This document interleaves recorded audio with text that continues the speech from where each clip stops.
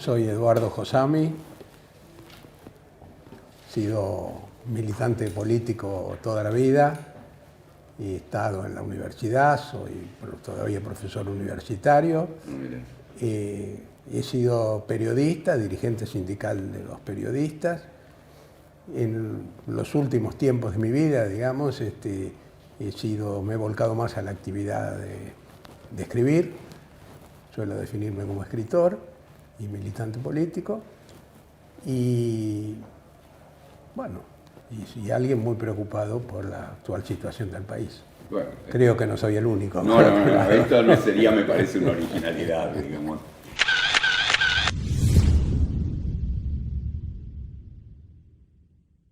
¿Y cuándo empezaste tu militancia política, por lo menos para aquellos que no te conocen?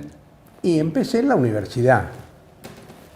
¿Que estudiabas Derecho? Yo estudiaba Derecho en la Universidad Reformista del periodo de Riccieri Frondizi, que era una universidad curiosa porque la verdad que en muchos sentidos fue muy avanzada la reforma que se hizo en la universidad en ese momento, pero por otro lado era una universidad donde el peronismo seguía proscripto, ¿no? Estamos hablando de la década del 60. Sí, de principios de la década del 60, fines de la década del 50, ¿no? Y eso no es un detalle, que el peronismo estuviera proscripto, porque bueno, el peronismo era la mayoría, claramente, por lo menos entre los sectores populares, pero también entre los sectores medios. En la universidad no se encontraba representación del peronismo. Y yo empecé a militar en las llamadas agrupaciones reformistas, ¿no? ¿Que tenían una identidad por fuera de la universidad también o eran más? Bueno, estaba el Partido Socialista, en su momento estuvo el sector radical de Frondizi, que después obviamente no siguió perteneciendo más a esos espacios, pero yo diría que todo eso empezó a tener más importancia, sobre todo desde el punto de vista político, con la mayor influencia de la Revolución Cubana en los primeros años 60, ¿no? Eso fue muy importante, no solo en ese momento para un acercamiento mío hacia la militancia de izquierda, sino para lo que va a ser posteriormente la militancia revolucionaria de la segunda mitad de los años 60. Bueno, mucho tuvo que ver desde un principio la influencia de Cuba. Porque hay una síntesis, una conjugación, un encuentro de alguna forma entre una resistencia peronista y la experiencia cubana y revolucionaria. Se da un fenómeno, con lo que podría ser el peronismo revolucionario, la izquierda peronista. ¿Cómo te vas vinculando vos a todo eso? ¿O vas viendo esa experiencia? ¿O cómo la...? Para simplificar, hubo una figura central en ese proceso que fue John William Cook, ¿no? Que era alguien que tenía de las referencias más importantes del peronismo en esa etapa. No olvidemos que fue delegado de Perón, que era alguien que tenía prestigio también entre los sectores intelectuales de izquierda, y fue contribuyendo mucho la prédica de Cook y los escritos de Cook, no solo a la definición más clara de lo que podría ser un pensamiento del peronismo más combativo y revolucionario, sino también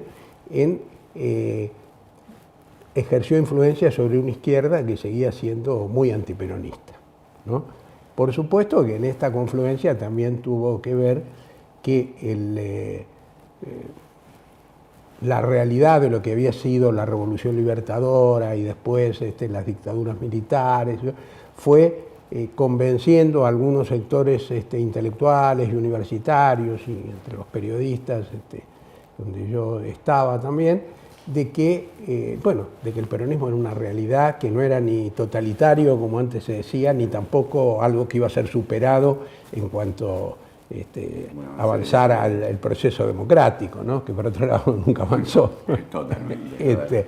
Entonces, la segunda mitad de los años 60 ya fenómenos como el de la CGT de los argentinos Ese fue un son punto de encuentro. puntos de encuentro entre el peronismo, entre el movimiento obrero y entre también la izquierda, donde ahí se va produciendo una diferencia, no diría una división, pero sí una diferencia dentro de la militancia de izquierda entre los que no eran todavía peronistas, pero buscaban un acercamiento con el peronismo, y los que eran más claramente refractarios al peronismo, ¿no? Ahí hay otra figura que para mí va a ser muy importante en este proceso, que es la de Rodolfo Walsh, que fue el director del periódico de la CGT Los Argentinos, Sí, y en el que yo vivo colaboré. adelantándome, has escrito sobre Rodolfo Claro, Walsh, o sea que exactamente. hay un punto, hay una historia, ¿no? Exactamente, y bueno, y estuvimos en esos años juntos en la CGT de Los Argentinos, y después se produjo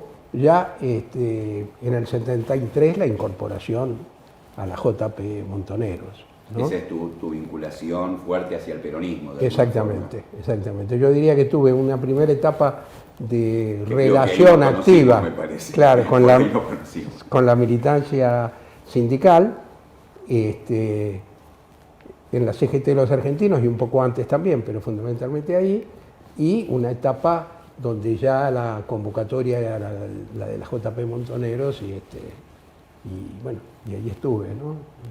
Y cómo esa práctica muy revulsiva, si uno quiere, que significó el 73-75, digamos, qué evaluación haces, porque de alguna forma hay toda una experiencia que lo que decíamos de la resistencia peronista, de la experiencia cubana. Yo siempre digo que posiblemente el día más lindo fue el 25 de mayo del 73. Y el día que asumió Cámpora y volvía, por otro lado, la democracia en la Argentina después del 55, porque en realidad había habido gobiernos civiles como los de Frondizi y Oilia, pero con el peronismo proscripto. Entonces eso fue una fiesta, todos esos días siguieron siendo una fiesta de liberación de los presos políticos, grandes movilizaciones, gran entusiasmo, pero muy rápidamente se empezó a ver la contradicción en el peronismo y, lo más claro de todo esto es que el retorno de Perón el 20 de junio, que empezó como una fiesta, terminó como un velorio, ¿no? Sí. Es decir, yo siempre comparo, pensando en mí mismo, ¿no? Y en los que estaban conmigo. A la ida me acuerdo que fui con un grupo de la JTP de Capital, y era una fiesta. Rivalizábamos a ver quién estaba más contento y quién fantaseaba más sobre las cosas buenas que iban a pasar en el país. Una movilización multitudinaria. Yo creo que nunca vi tanta gente junta, ¿no? La vuelta, bueno, después todavía no teníamos una noción tan clara de lo que había pasado, pero sabíamos que había habido enfrentamientos y sabíamos de algún compañero que habían matado. Era una tristeza, porque creo que en ese momento, por supuesto, no teníamos una perspectiva clara de lo que iba a pasar, pero empezamos a sentir que esto había cambiado y que empezaba a andar mal, que había presagios nada buenos sobre lo que podía pasar. Y bueno, entonces eso, paradójicamente, si vos querés, me acercó más a la militancia del peronismo revolucionario y de Montoneros, porque parecía que, bueno, había que defender esa posibilidad tan importante que se había iniciado el 25 de mayo, pero después creo que las cosas empezaron a hacerse cada vez más difíciles. El enfrentamiento con Perón fue muy difícil de sostener. Aún hoy es difícil, ¿no?, de analizar ese toda periodo. esa etapa. Es difícil de analizar la conducta nuestra, que creo que merece una autocrítica profunda, bueno, que algunos ya la han hecho, yo mismo cuando he escrito he tratado de decir algunas cosas, y al mismo tiempo es difícil de comprender también la política de Perón, ¿no? Porque más allá de las diferencias que podía perfectamente tener con los montoneros en la concepción general, hubo decisiones tácticas, llamémosle así. De una fuerte confrontación. Exactamente, ¿no? Que evidentemente también conspiraron contra la posibilidad de que después el peronismo en el gobierno volviera a tener la misma convocatoria de masas que había tenido. ¿Vos cuándo caes preso? Yo caigo preso en septiembre de 1975. Todavía, bueno, cuando se estaba deteriorando. Sí, se estaba deteriorando, pero todavía estaba. Por suerte, bueno, por suerte para mí, caí en septiembre. 6 meses antes. Sí, digamos. Incluso te diría 2 meses antes, porque ya en noviembre los militares se hicieron cargo de la supervisión de las cárceles y empezó a haber muchos más casos, no todavía muchos desaparecidos, pero sí algunos, y la represión empezó a tener a parecerse más a lo que después va a ser después del golpe. Así que te agarra el golpe preso. Sí. ¿Y cómo se vivió esa... Bueno, ¿cuántos años estuviste? 8. O sea, que a mí me pasó cuando yo vuelvo al país en el principio del 83, como que sentí que era otro, como que me habían movido el piso. No sé cuál fue tu sensación, pero me encontré... yo había estado, había vuelto, tenía también las pérdidas de seres queridos, pero en el retorno del 83 y en la apertura democrática sentí que era otro país el que me totalmente. Bueno, yo lo sentí apenas salí, porque yo estuve 20 días viviendo en Buenos Aires antes de ir a México. Ajá. Mira. Y en esos días me comía la ciudad, porque quería recuperar todo lo que había perdido, ¿no? Y lo escribí por ahí en un libro sobre la cárcel, que era... He leído tu libro sobre la cárcel. Que era otra ciudad, Buenos Aires. Y no solo tenía que ver con, bueno, las autopistas, por ejemplo, y ciertas transformaciones urbanas y la desaparición de las villas, que el gobierno militar había erradicado, sino también con que, bueno, faltaba mucha gente. Es decir, mucha gente que no era a lo mejor una proporción tan alta de la población de la ciudad, pero era una población altísima de lo que eran mis compañeros y amigos.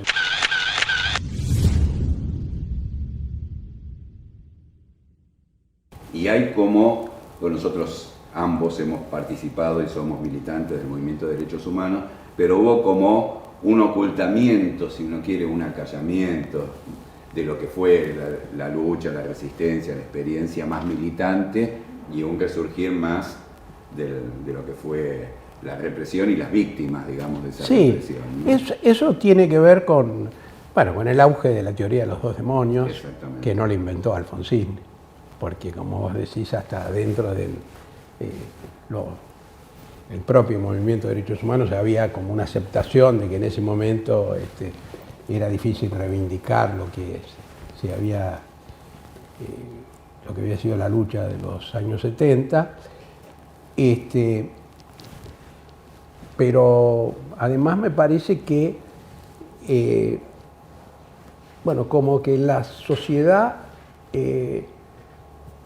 coincidía en la condena a la dictadura, sí, pero solamente en eso. Exactamente. Como decís vos, no había teorías diversas, estábamos en contra de la dictadura, pero hasta ahí, digamos. Sí, y eso además fue más profundo, me parece, porque además de los golpes que había infligido la represión y el debilitamiento de las organizaciones revolucionarias y en general de todo lo que podía ser la oposición militante a la dictadura, eso coincidió en el tiempo, fue contemporáneo, de un proceso político-ideológico de declinación de lo que podríamos llamar el pensamiento de izquierda en el mundo y lo que va a culminar después, a fines de los 80, con la caída del muro de Berlín y la crisis de los socialismos reales, ¿no? Entonces, aún desde el peronismo había la idea de que en el mundo se estaba produciendo una transformación que en buena medida iba a llevar a la construcción de sociedades a superar el capitalismo, digamos así. La realidad cuando se restablece la democracia en la Argentina, lo que estaba viéndose en el mundo no era eso. No, para nada. ¿No? Para era el surgimiento de expresiones como la de Margaret Thatcher y Reagan en los Estados Unidos. El peronismo va a dar su aporte en los 90. Exactamente. Bueno, incluso a esa vertiente. Es decir, los sectores más oportunistas del peronismo, los que piensan que el peronismo siempre tiene que adaptarse a los tiempos, aunque los tiempos indican que hay que apoyar a una dictadura, bueno, son de alguna manera reflejo de esto que te estoy diciendo, ¿no? Entonces fue muy difícil, me parece, en esa época, no solo la militancia política, porque el clima no era de militancia, ¿no? Hay una frase de Juan Pablo Feynman que yo siempre repito porque sintetiza eso, escrita en la revista Unidos en los años 80. En los 70, el que no militaba era un boludo. Y ahora parece que el que milita es un boludo, ¿no? Bueno, a mí me interesaba, claro, exactamente, profundizar un poco qué pasó, porque el tema de la militancia después siguió siendo un tema en debate y en cuestionamiento, un poco la frase que vos decís, y después fue parte del debate. Yo pienso, ya pegando un par saltum en el tiempo, hay una reivindicación desde otro lugar, si vos querés, en el alfonsinismo, Somos la Vida, pero no tiene mucho que ver con la experiencia que habíamos tenido. Pero después hay en el triunfo que vendrá más adelante de Néstor Kirchner y después de Cristina, hay todo un reverdecer de la militancia. Sin embargo, hay un tema con respecto al horizonte. Mira, yo creo que si a cualquiera de nosotros le preguntan en los fines de los años 60, principios de los 70, ¿a dónde marcha el mundo? Totalmente. Sin dudar ni 10 segundos hubiéramos dicho al socialismo. Otra cosa es si teníamos muy claro lo que eso quería decir. Claro. Acá pero teníamos claro que era razonable esperar transformaciones tan profundas como la superación del capitalismo. Exactamente. Si hoy nos preguntan a dónde marcha el mundo, yo te pediría que me lo dejes pensar un rato. Eso sería para otra entrevista. Bueno, es más, hay un artículo muy interesante, no quiero hacer citas bibliográficas, pero hay un artículo de Enzo Traverso, el historiador, muy interesante, donde analiza las revoluciones árabes, que fueron tal vez el fenómeno o uno de los fenómenos de masas más importantes que hubo en el siglo XXI, ¿no? Que empezaron con una gran dinámica de participación popular que se suponía que iban a ir más allá de cambios, digamos, coyunturales, y no parecía satisfacerles el islamismo, tampoco el socialismo que venía de no poder explicar la crisis de los estados socialistas. Y entonces de Traverso querían una transformación tan profunda, pero no sabían a dónde ir, ¿no? Y le faltaba lo que él llama un horizonte ideológico, aquello que nosotros creíamos, por lo menos, que nos sobraba en los años 70. En este periodo de la primera década del siglo XXI, digamos, que uno reivindica como una experiencia interesante, también se da un atravesamiento a una militancia que de alguna forma disputa espacios político-electorales, que es lógico que se disputen, pero que al no existir horizontes tan claros como ese socialismo en el que estábamos convencidos, cruza también no solamente a los neoliberales, sino que yo creo que atraviesa al campo popular ese rol de la militancia, ese horizonte, no sé cómo lo ves vos, digamos. Sí, bueno, pasa que nosotros en ese periodo fuimos parte de un proceso que se dio en la mayoría de los países de Sudamérica, con mucha importancia, transformaciones muy significativas, el gobierno de Lula, un dirigente metalúrgico, en Brasil, Evo Morales, un representante de los pueblos originarios como presidente de Bolivia, algo que parecía un sueño imposible, ¿no? Después Chávez, que era un militar que había dado un golpe y no sabíamos muy bien qué era lo que pensaba, y después terminó siendo el presidente de un país que hizo punta en la creación de la UNASUR. Entonces había un proceso latinoamericano y sobre todo sudamericano que iba un poco a contramano del neoliberalismo que dominaba en el mundo. Y yo creo que tal vez nosotros, incluso algunos que teorizaron un poco sobre esto, exageraron en el sentido de la ruptura que eso significaba frente al neoliberalismo. Porque por un lado, el neoliberalismo seguía siendo dominante en todo el mundo, entonces era difícil imaginar cómo se consolidaba esa transformación en nuestros países. Pero al mismo tiempo, cuando vino el periodo de las vacas flacas, nosotros descubrimos que las transformaciones del kirchnerismo en el terreno de la expansión de derechos, en el terreno de la distribución del ingreso, la mejora de los sectores populares, bueno, habían sido notables, y por eso la política de derechos humanos ni hablar, y por eso explica, digamos, la adhesión que hoy sigue teniendo, pero al mismo tiempo aparecían los viejos problemas estructurales de la Argentina.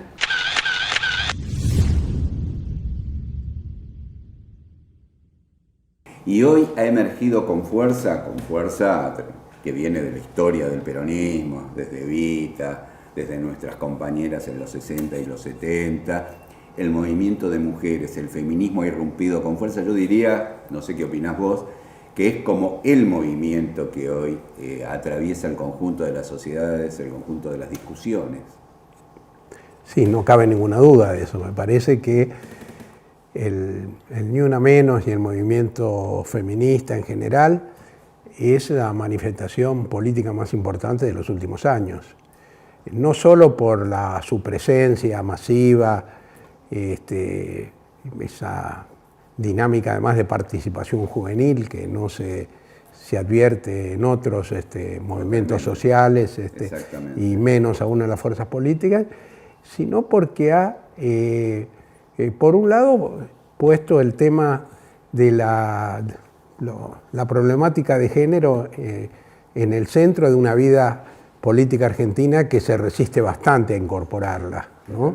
Que hay como una cierta hipocresía. Exactamente, porque hay que acomodarse, porque les cuesta mucho y a lo mejor nos cuesta también a nosotros, sobre todo los que tenemos algunos años, es decir, deconstruirnos, porque aún los que participábamos, como en mi caso, en las reuniones, en las manifestaciones de los congresos de mujeres en los años 80, que siempre tuvimos un discurso tendiente al reconocimiento de la igualdad de género y el cuestionamiento del machismo, pero bueno, evidentemente cuando las pibas salen a la calle y adoptan esa presencia tan fuerte a veces, y que a veces muchos compañeros sienten también como un poco cuestionadora, bueno, tenemos que hacer un esfuerzo por reconocer que efectivamente eso viene de la historia argentina.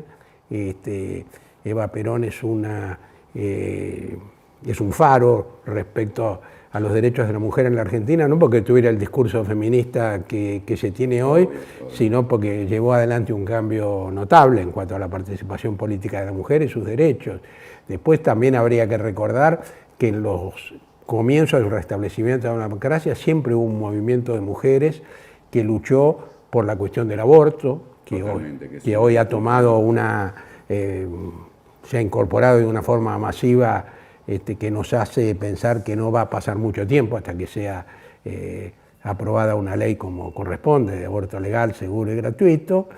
Y en los últimos años, a partir del Ni Una Menos, creo que por un lado aparece el tema de los femicidios como una cuestión que siempre debió haber sido central, pero que de hecho no lo era, ¿no? Y hoy, para cualquier persona decente en la Argentina, ya resulta intolerable que persista esa situación. Y por otro lado, el tema de un movimiento de mujeres transgresor, dinámico, cuestionador, es como un revulsivo en la política argentina, y me parece que, bueno, cuando uno piensa cómo le gustaría que sea la política en el futuro, yo creo que en buena medida estamos pensando que tenemos todos que ser capaces de recuperar esta experiencia, y no quiero decir esta lección, pero este estímulo para pensar que nos han dado también las compañeras a partir de la creación del Ni Una Menos, ¿no?